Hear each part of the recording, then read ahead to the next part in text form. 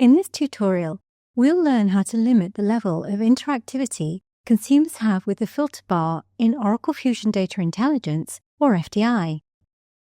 Limiting filter interactions allows workbook authors to tailor the end-user experience, ensuring consistent data views and reducing the risk of misinterpretation.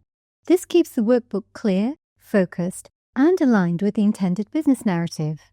In this scenario, I've applied a canvas filter to show only the US business unit data, and I want to ensure my consumers cannot remove or change this filter to view data from other business units.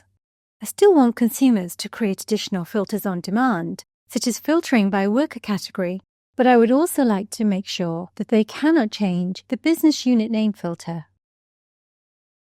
By selecting Preview, I can check what my consumers currently see and interact with. By default, consumers can change the filter value selections, pin it, or delete it altogether. Pinning a canvas filter makes it a workbook filter, which affects all of the canvases in the workbook, potentially changing the data I want consumers to see. Currently, they can add more filters and access the filter menu.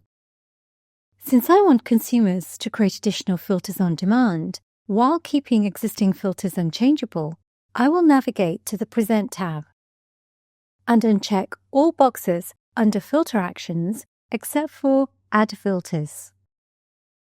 Now I'll click Preview to test this. My consumers can now create additional filters as needed, such as filtering by worker category, while ensuring the business unit name value filter remains static and unchanged. Find additional videos and more information and resources on using Fusion Data Intelligence in the links below.